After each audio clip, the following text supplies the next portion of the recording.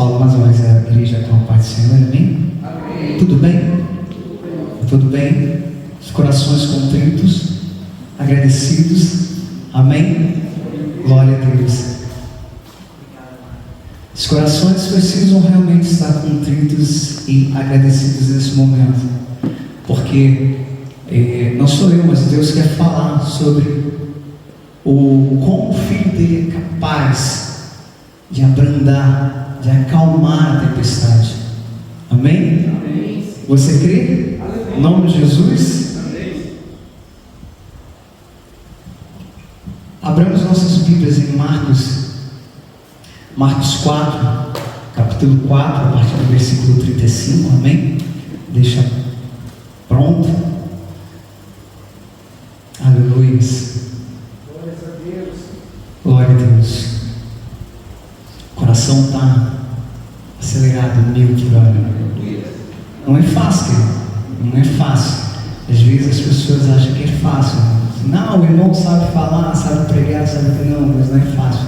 É complicado isso, ainda mais que você tem que fazer as duas coisas ao mesmo tempo, no mesmo dia. Amém? Amém, Júnior?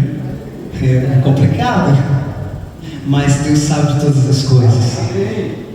Soberano Deus, teu povo está aqui, Senhor. Mais uma vez, ó Pai, quero entrar em Ti, palavra de oração, Senhor, para entregar mais uma vez a Tua palavra nas Tuas mãos.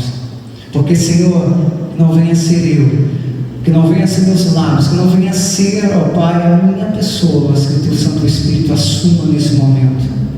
Assim como o Teu Santo Espírito, ó Pai, tem cuidado de tudo. Pai, tremenda bênção foi ver os nossos irmãos aqui, Pai, para cultuar junto conosco. Sãos e salvos, saudáveis, com saúde, cheios de novidades para nós. Pai, muito obrigado, Senhor, por essa bênção. Obrigado, Senhor, por mais uma vez o Senhor olhar daí de cima para nós tão pequenininhos e dizer assim: eu ouço a tua oração. Amém. Nós choramos, te agradecemos, meu Deus, nesse momento. Fala conosco, Pai, em nome de Jesus.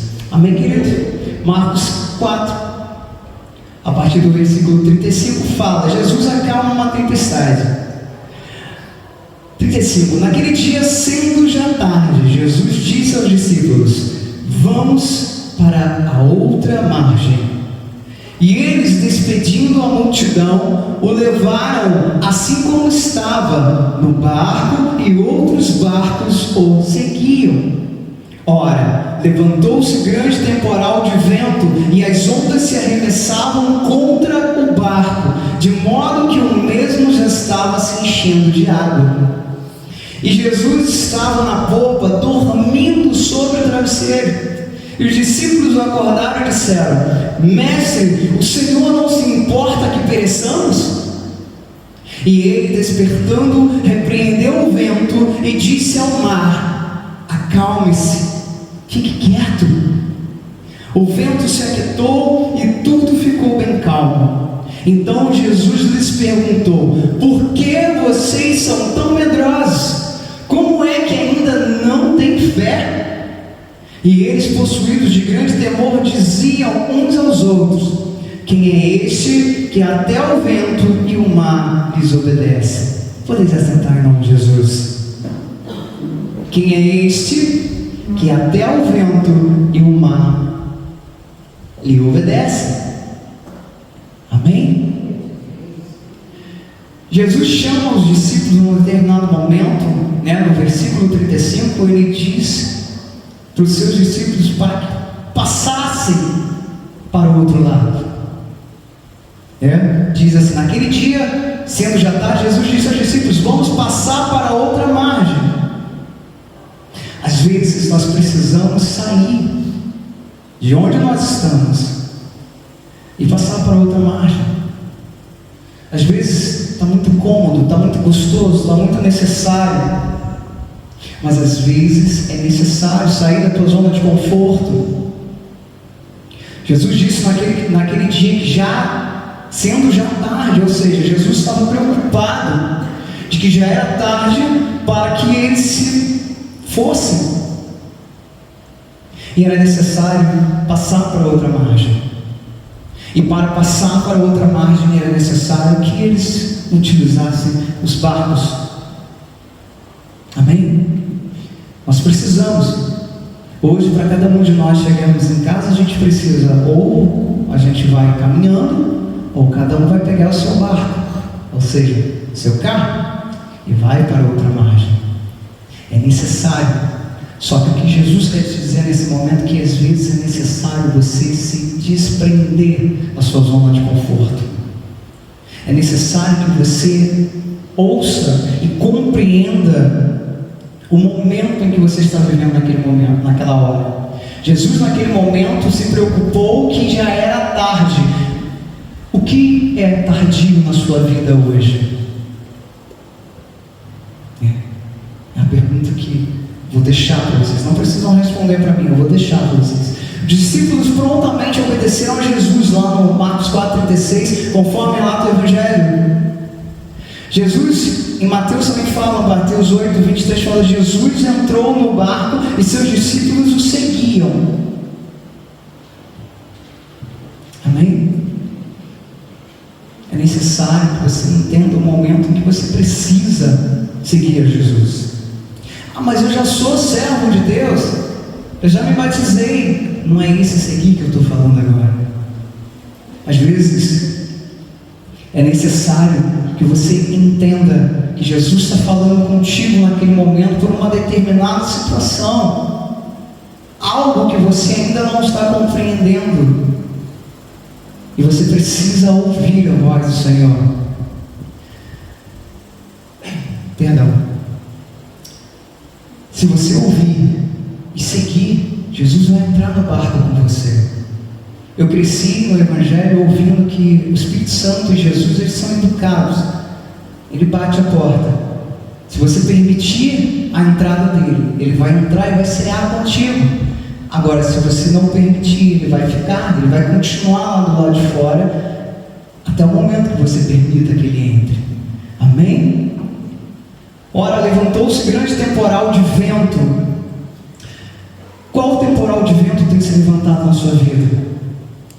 Seria um temporal de vento de ordem espiritual, de ordem familiar, de ordem financeira? Qual temporal de vento tem se levantado na sua vida? O fato de seguirmos Jesus não nos isenta de enfrentarmos tempestades na nossa vida. Às vezes eu fico observando, eu observava muito, até mesmo lá na igreja, algumas pessoas retrucando a Jesus, retrucando a Deus, nitidamente, falando: Senhor, eu te sirvo, por que eu estou passando por essa luta? E eu olhava para aquela pessoa e eu perguntava para ela: mas por qual motivo você não passaria? Se Jesus, ele foi pregado numa cruz, o relato diz que aquela era a pior morte da época, ser morto na cruz, crucificado, era uma morte de desonra, era a pior forma de se morrer naquela época. Se ele sofreu tudo que sofreu, quem somos nós, quem é você para dizer que não pode? Quem é você para questionar a Deus e dizer: ué, por que eu estou passando por isso? Amém? Então, seguir a Jesus não nos isenta, ou seja, não é um protocolo para dizer: não, agora está tudo tranquilo. Amém? Agora está tudo bem. Não é isso que vai acontecer. Mas nós vamos passar por lutas. E Jesus nesse momento está dizendo para você qual é a tempestade, está te perguntando qual é a tempestade que você tem passado, até um temporal de ventos que você tem passado na sua vida nesse momento. Os discípulos reagem desesperadamente e são repreendidos por Jesus. É o que eu falei ainda há pouco, né?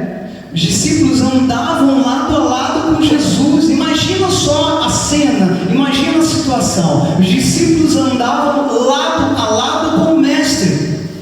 Eles o ouviam presencialmente. Eles tinham um trato pessoal vocês, assim como vocês têm com seus irmãos, com suas irmãs, os amados aqui na igreja. Assim como você pode agora tocar no irmão ou na irmã que está do teu lado. Eles tinham esse privilégio com Jesus, e mesmo assim eles ainda não conheciam o poder.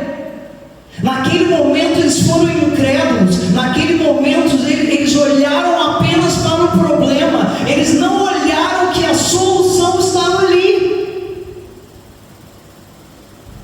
Ah, irmão, então a solução era Jesus? Não. Jesus foi a válvula de escape. Você entende isso? Por quê? A solução era a fé deles. Se eles tivessem olhado, usado a fé deles naquele momento, eles mesmos poderiam ter abrandado o vento e o mar. Você crê? Então entenda, se você crê, entenda que você também tem um poder mediante a tua fé. Você tem a palavra de vitória na tua vida. Você mesmo pode se levantar e dizer: mar, acalme-se, vento, aquieta-te. Você mesmo. É lógico, eu não estou aqui dizendo que nós não precisamos de Jesus. Só que Jesus quer mostrar aqui para nós que a nossa fé, em determinados momentos, lá em cima, Jesus disse o que? É necessário, já é tarde, é necessário passar para outra margem. Jesus precisa pegar na tua mão para você passar para outra margem? Precisa? Não. Você mesmo pode passar. Então a tua própria fé exercita, usa os teus lábios para exercitar a palavra de vitória sobre a tua própria vida.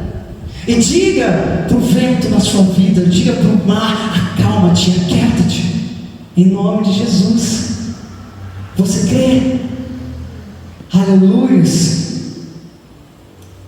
Os discípulos reagiram desesperadamente e são repreendidos por Jesus. Então Jesus lhes perguntou: por que vocês são tão medrosos? Em alguma outra tradução pode estar diferente, mas a minha diz medrosos. Por que vocês são? Aleluia. Preste atenção no verbo que Jesus não está dizendo por que vocês estão. Ele está afirmando: vocês são. Ou seja, presente. É uma afirmativa. Ele está dizendo: olha, nossa, vocês andam comigo, estão com medo ainda de um vento e de um mar.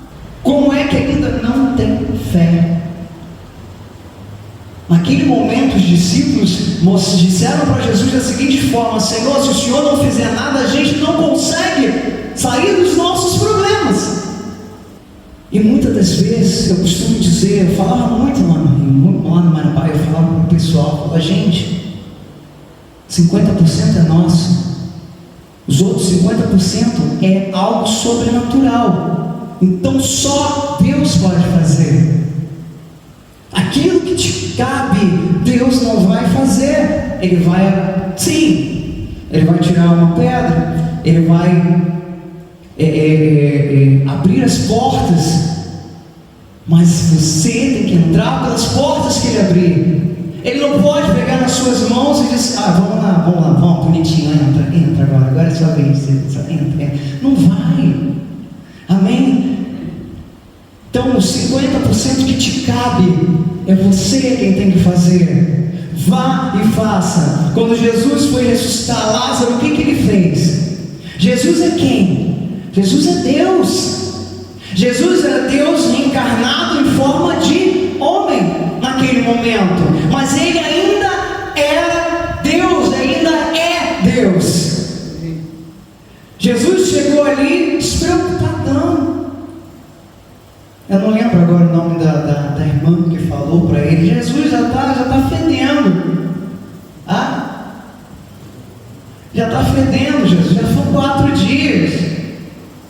Jesus, eu posso conjecturar para hoje, e que Jesus olharia para ela e falaria: calma, relaxa.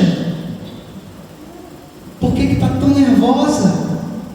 A veia vai explodir. Amém? E ali Jesus, ele sendo Deus, o que ele poderia ter feito? Pedro, sai do caminho aí, porque eu vou ressuscitar meu irmão. Eu preciso exercer agora o poder sobre a vida do meu irmão. Ele vai levantar, ele está só dormindo. Então ele vai levantar. Não, Jesus não fez isso. Ele chegou para os homens que estavam ao lado e falou: olha, removam a pedra, porque eu preciso ressuscitar o meu irmão. Amém? Então aquilo que cabe a você, Jesus não vai fazer. Entenda isso.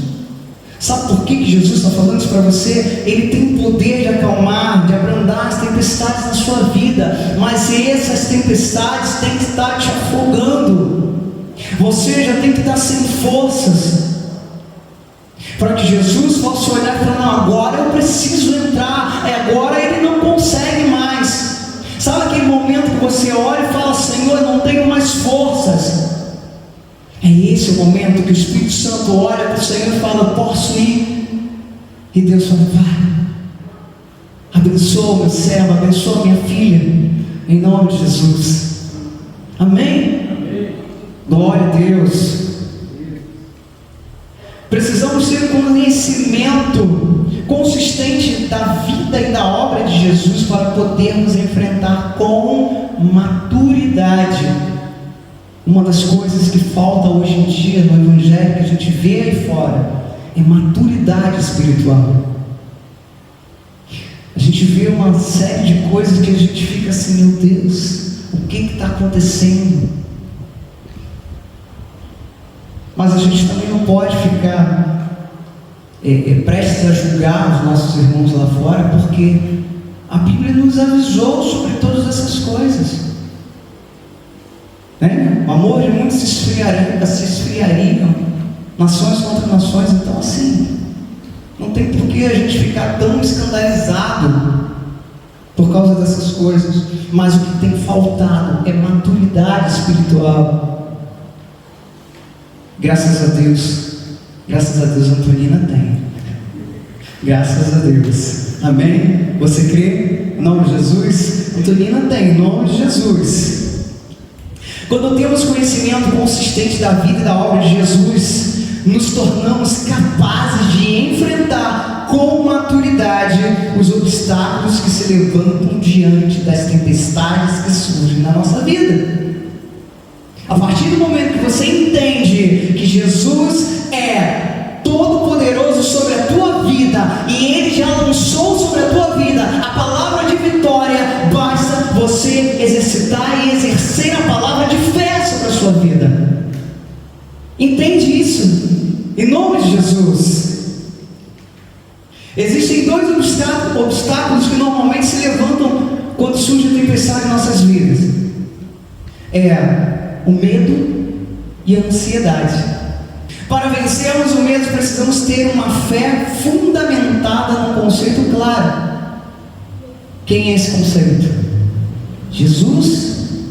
Precisa ser fundamentado em Jesus. Eu não tenho medo de nada. Isso é vocês, em nome de Jesus. Eu estou profetizando sobre a vida da Igreja Metodista Antonina aqui. Vocês vão declarar, em nome de Jesus: eu não tenho medo de nada, porque a minha fé, ela é fundamentada em Jesus. Amém?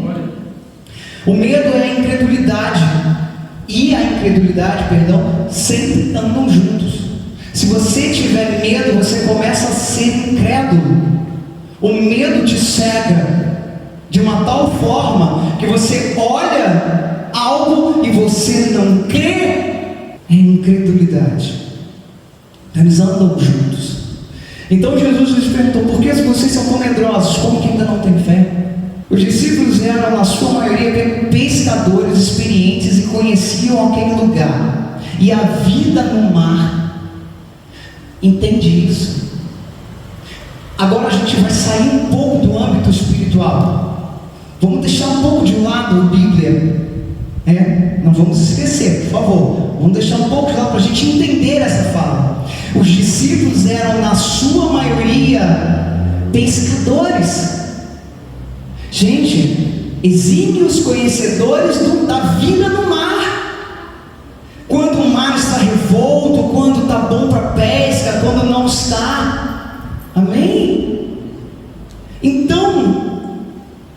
Jesus quer dizer aqui da seguinte forma: precisava chamá-lo? Não.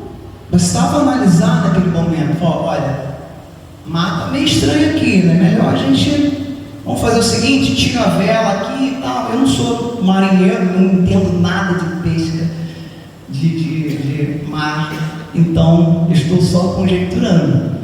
Olha, vamos tirar essa vela aqui, que aí vai abrandar, a gente não vai correr tanto e tal, não sei o quê.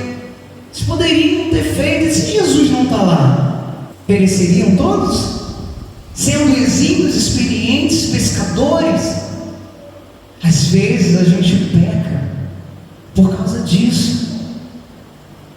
Às vezes a gente esquece que nós temos um conhecimento. Às vezes ficam martelando tanto na nossa cabeça: olha, você não é capaz, você não pode ficar apenas pela tua força, você não pode ficar apenas pelo que você sabe, você não pode ficar apenas por aquilo que você entende. E às vezes é isso que vai te fazer sair daquela situação. Um exemplo: se Deus colocou os médicos, instituiu, né, a medicina, colocou os médicos, eu preciso ir ao médico, que minha esposa não ouça isso. Eu preciso ir ao médico, não, é porque está uma luta para ir ao médico, nunca vai, amém, mas amém. Eu vou, em nome de Jesus. Você precisa ir a Ele. Obrigado, Senhor, entendi. Amado, antes corta aqui, para depois chegar aí, amém? Eu estou falando. Aquele que tem ouvidos, ouça o que o Espírito tem a dizer à igreja. E os discípulos acordaram Jesus e disseram: Mestre, o Senhor não se importa que pereçamos. Naquele momento, eles, além de não usarem a sua fé, ainda falaram com Jesus de uma forma julgadora.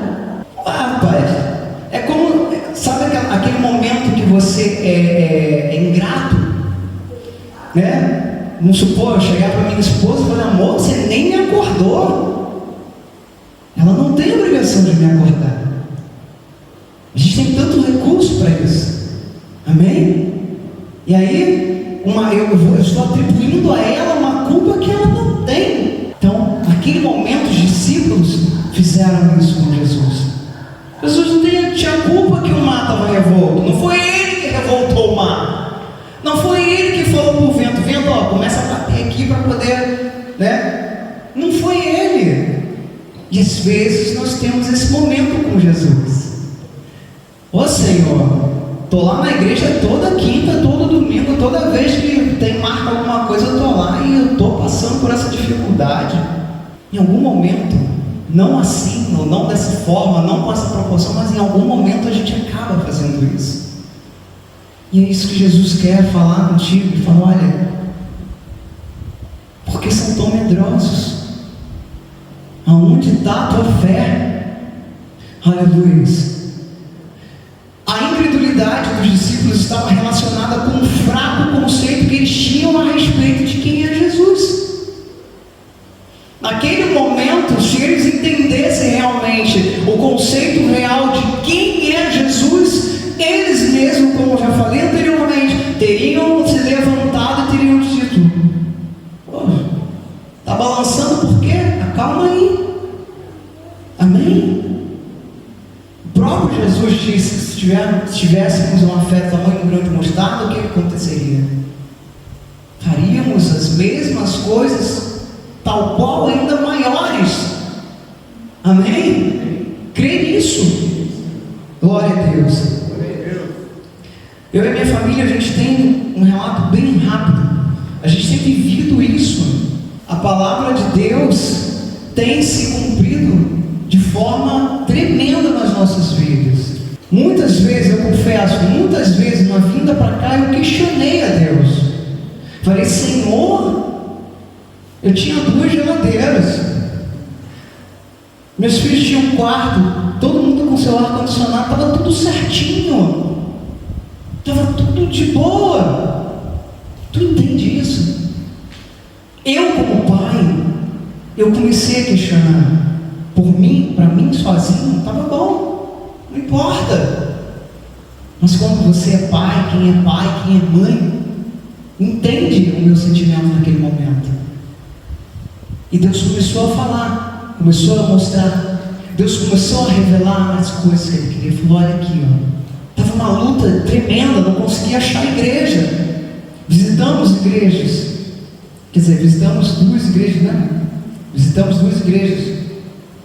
A gente não se sentiu bem, não bateu, não adianta.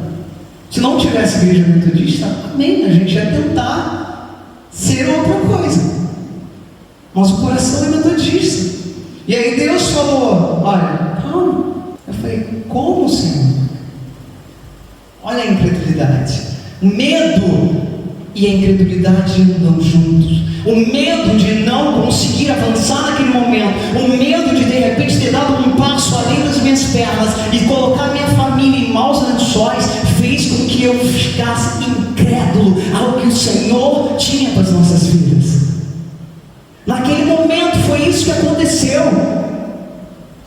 E eu comecei a colocar meu coração no lugar, eu comecei a colocar minha mente no lugar, eu comecei a entregar nas mãos do Senhor, e Ele começou a mostrar. Aí foi quando eu conheci esses dois homens de Deus aqui, lá na presbiteriana. Eu tive que ir para a presbiteriana para encontrar metodistas, para achar a igreja metodista em Antonina. Você entende o que Deus faz na sua vida? Deus faz coisas confusas para confundir aqueles que são sábios. Às vezes você acha que está tudo tranquilo. Não, eu vou lá no Google, estava eu e minha esposa, nós dois lá no Google, igreja metodista em Antonina. Amor, tem não. Não tem não. A gente não achava. Entende isso? Não encontramos. A gente achou em tudo, até Morretes. Falei: eu não vou para Morretes. Senhor, me perdoa, mas eu não vou para Morretes. Eu não tenho carro para ir para Morretes e voltar. Quando eu descobri a dificuldade de transporte aqui, eu falei: Senhor, acabou, não sou mais mesmo, vou ser mais metodista. E aí Deus falou: por que tu é tão medroso? Entendeu? Por que não usas a tua fé? Aí é aquele momento dos 50% do sobrenatural. Aí Deus foi lá, levou a gente para presbiteriana para encontrar os metodistas e encontrar a igreja. Aí a gente achou lá no Google. Não é sério, não é brincadeira, parece ser brincadeira, mas não é. Aí depois eu fui lá de novo e a gente achou. Eu achei o Facebook e nem isso apareceu. Entende? Então são coisas que, se você parar e analisar, você fica maluco. E você fala: cara, eu pesquisei, eu sei usar aquilo ali, e não achamos. E aí Deus vai lá e fala: não, eu vou fazer você achar.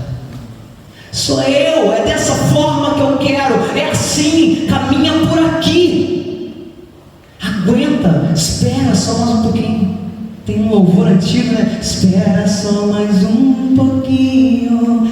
Espera, aguenta só um pouquinho, e tudo vai se encaixar, como tudo está se encaixando. Muitas outras coisas aconteceram, mas não vale a pena contar as derrotas. Sabe por quê? Porque as vitórias foram muito maiores. Aquilo que Deus tem na tua vida é muito maior, é muito mais precioso do que você ficar aí prestando atenção, preocupado. Não sirva de palco para as tempestades e o vento na sua vida. Para de servir de palco para as dificuldades. Entenda que você tem um Deus que é todo poderoso. Ele está ao teu lado a todo momento. Ele está estendendo as suas mãos para ti a todo momento. Quando Ele não pode, Ele deixa o Espírito Santo de Deus do teu lado. Você nunca está sozinho, você nunca está abandonada.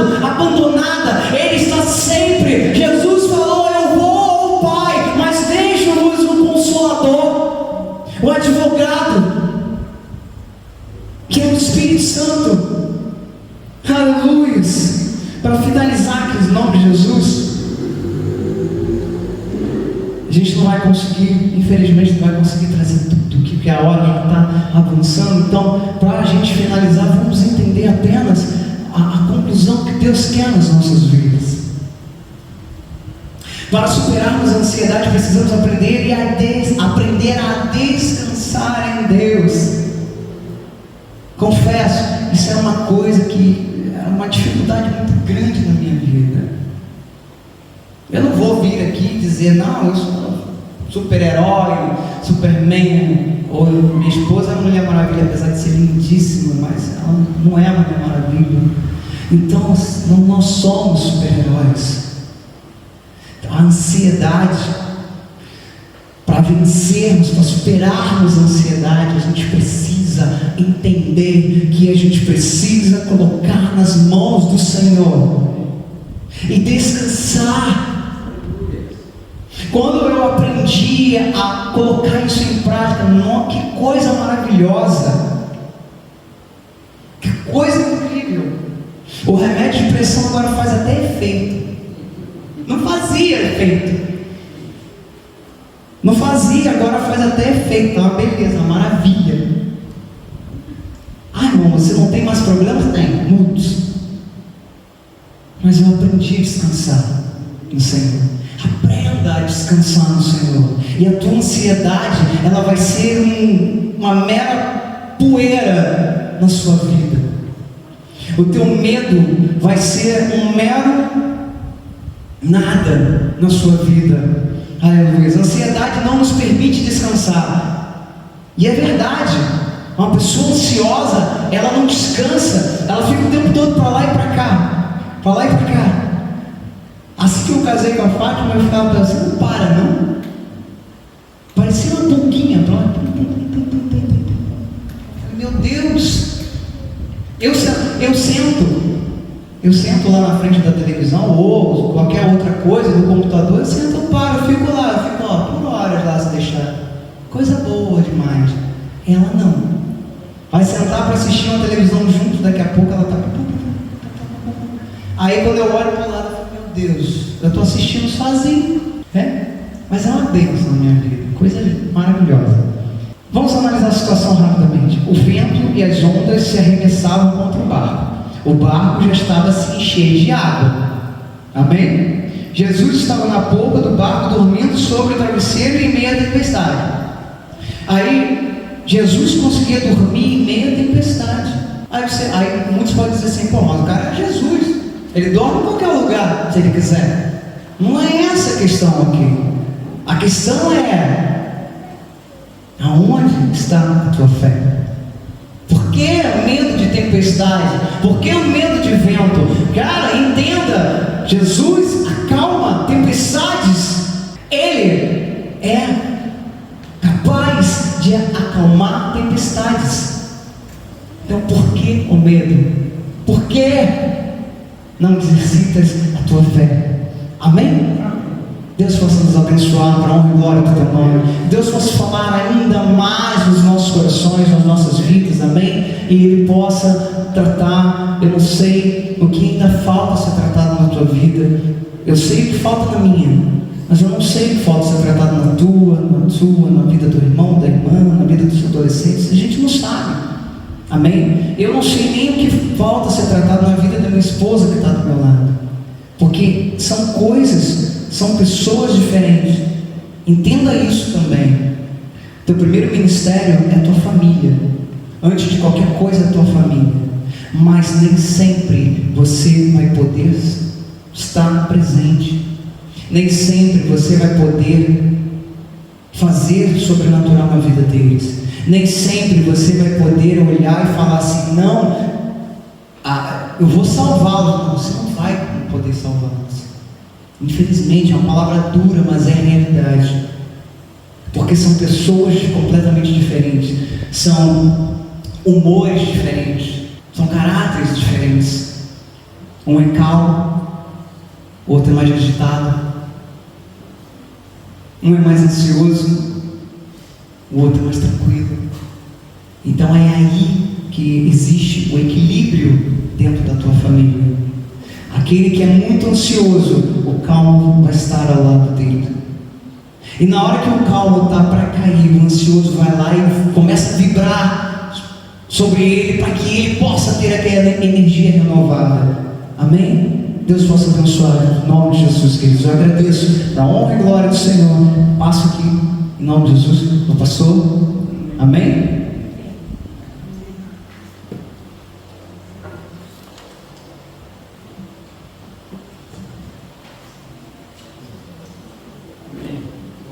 Glória a Deus. O Senhor continue abençoando a vida do nosso irmão Damião, né? Com prontamente também nos atendeu, né? Para estar aqui na amada igreja. O irmão Alcione também está conosco, né? O qual também atendeu prontamente. Graças a Deus, irmãos e irmãs.